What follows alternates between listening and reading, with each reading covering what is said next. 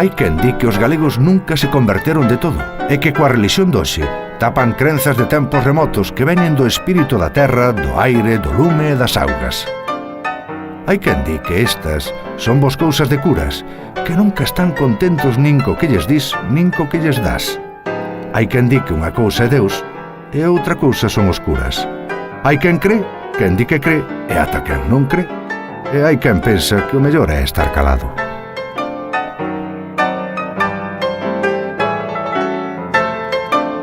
Todos los viernes de Cuaresma, todos cantaban el Miserere. Gloria in excelsis Deo. Era un inferno tal o medo. Os poderes fácticos era o exército, como todo mundo sabe, daquela o exército de Franco, e a Igrexa. E todo aquel que non ia á misa, acto central da religión, pois era como fichado polo propio cura. E había un respeto aos curas. Os rapaces tiñamos medo aos curas e aos guardias. Mandaban eles máis que agradecido, o cura. O cura no pueblo andaba, bueno, hombre. E sei que había un cura que iba polas portas a ver onde se rezaba o rosario. Nas aldeas, os domingos non nos deixaban traballar moitos curas. Hasta cando había un enfermo, hasta o iban consultar a enfermedade como se fora un médico, o sea que acudían antes ao cura que ao médico. Eu creo que o que dicía o cura, todo o mundo dicía que sí, era demais. Se tías co cura amistad, pois sempre tías máis entrada en calquer sitio. Non te metas con ese que ten un fillo cura. Isto era unha expresión moi normal.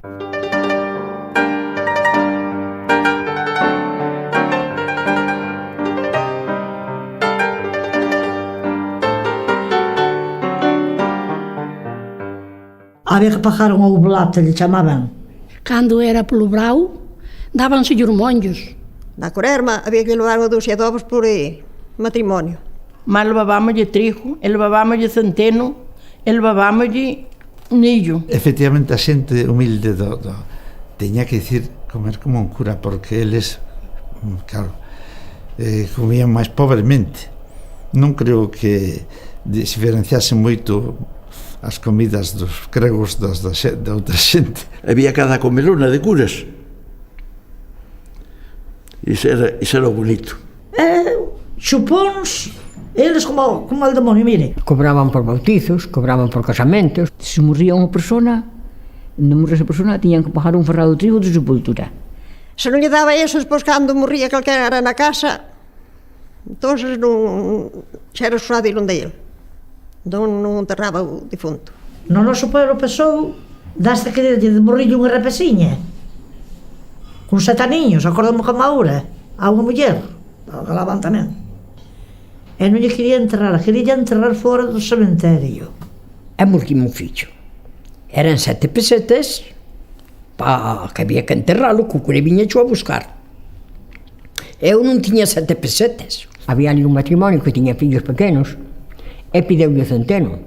Dixolle, este ano non me trajo o centeno. E a criada dele iba a vender o atrio ali á feira. E entón a muller tamén foi disposta e dixo, señor cura, está ben que eu con 4 fillos lle levo a usted o centeno e a súa criada que iba a vender á feira.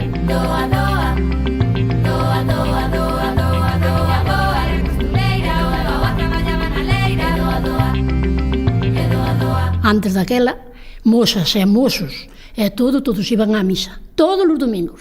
La misa non se podía faltar porque era pecado, sobre todo el domingo. Había moitas persoas que iban por cumplir, outras iban porque levaban dentro, sentían, e iban a misa, non sei. As mulleres a un lado e os homes a outro. As mulleres só lá adiante e os homes atrás. Ou subían o coro alto. E para ir a comulgar. Os homes primeiro, mas eran os que estaban na salida da iglesia.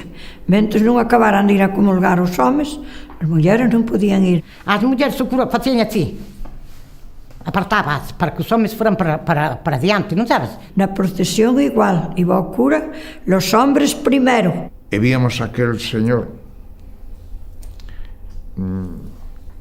coa espalda para nós, Porque antes os curas celebraban a misa de cara para o altar, agora xa celebran de cara para a xente. Tamén cambiou eso ou non cambiou?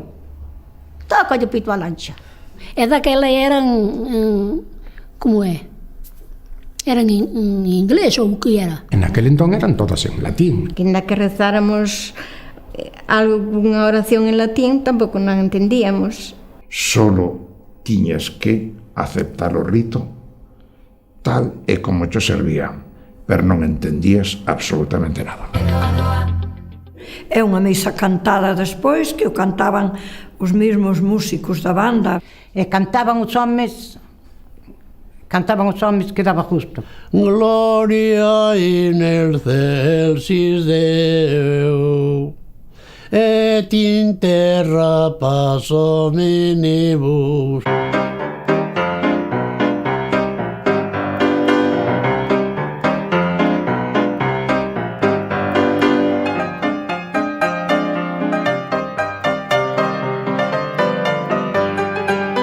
Os viernes todos de Cuaresma non se podía comer carne, nin caldo de carne. Eu non era comer na masa as comidas, non comer nada entre comidas. O que había, chamaban a bulda, unha do reso e outra era da carne. O que collía a bulda da carne, podía comer a carne non sendo os viernes. Llegaba la Cuaresma y era general. Iban con los farolillos aquellos de camping gas, una especie parecida, para la iglesia. Eran 4 días de rogativas, e íbamos aos 4 camiños que había. Para que rezando aquelas letanías, para que Dios nos conservara os frutillos do campo. Todos los viernes de Cuaresma, todos cantaban el Miserere. La iglesia muy en silencio, eran días aquellos en que la Semana Santa pues eso invadía mucho el sentimiento popular y cantaban, viejos con una voz aguardentosa pero con un cariño. No mes de maio de blanco a dicirlle versos á Virgen, a facermos diálogo ou de dúas en dúas, ti dicías, a outra contestabas, ou ti dicías, a outra contestabas. Xa me chamaban, és beate, beate, beate. E había o preceuto, que era na Semana Santa, e confesábamos todos. Vias cada 4 ou 5 curas na iglesia, e poñense no confesionario e todo Dios ir a confesarse. Porque daquela, se non ibas a confesión, tarjeta, a estilo fútbol. Que pecado sabias de ter, xa tiñas pecados bastante, xa pasabas fame. Eu confesáballe todo. Dicíalle que non me guiaba por meus pais, e que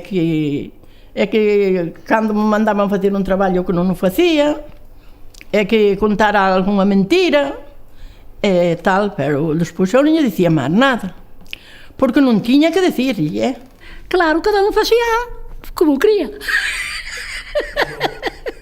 Do sexo e de todo quanto había. Ainda ti non tiñas ningún sentido neso. E xa te preguntaban esas cousas, fíjate. Eu chegaba a casa e dixía, oh, Dios Padre, perdón, mira como é, dixía, pero non, que non me preguntou mamá tal cousa. Xa, ai, te preocupes, que así que o vexe. Vonlle dicir eu que para lle preguntar el, que ainda non che pregunto eu. Ai, pero a min poñían unha penitencia, porque xa sabían que eu que non lle contaba mentiras grandes. Tantos Padre Nuestros, tanto unha salva tal, un creda tal. E levabas 2 horas rezando na iglesia. Doa, doa, doa, doa, doa, doa, doa, doa, eres costureira, doa, doa, traballaba na leira, doa, doa. E tia Justina, pois queremos marchar a tal hora, ou ás 4, ou ás 4:30. Bueno, pois antes de marchar imos rezar o rosario. Antes da cea había que rezar o rosario, especialmente desde outubro hasta maio. E miña abuela, pois, puñenos a todos a rezar. E máis rezaba máis cando había tronada. Cando había trono, era cando máis rezábamos. E antes de deitarse había que rezar. Ai, se xa rezamos, mamá, non, que non vos sentín.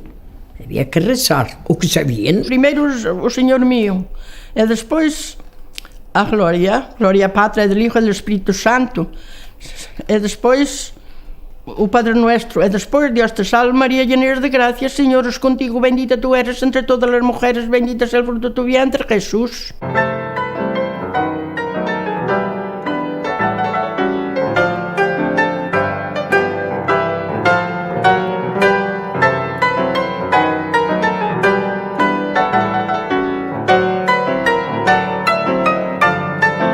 ás 6:30 da mañá, 7, había unha primeira misa. Eu recordo que a miña difunta nai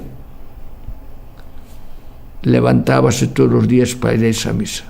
Había que madrugar moito porque era moi cedo no inverno, un frío terrible, eu frioleiro xa desde aquela, pois ir a novena das ánimas. Eu teño ido a moitas novenas e moitos rosarios coa miña avoa. E cantaban ali unha cousa que era algo así: líbranos de pestimales, Roque Santo Peregrino. E aguantar así o párroco aquel que falaba, que estaba 3 horas ali falando desde o púlpito, do inferno, do ceo.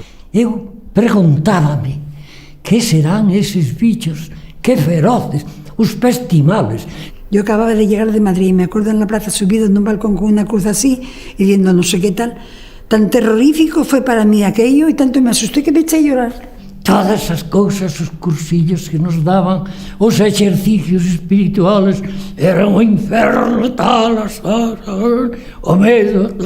Y hablando solo de terrores y de castigos y de temores y que éramos pecadores, todo y tal, yo me eché a llorar, yo me asusté. Na porta das aulas había aquel Inicium Sapientiae Timor Domini. A traducción é o temor de Dios é o principio da sabiduría.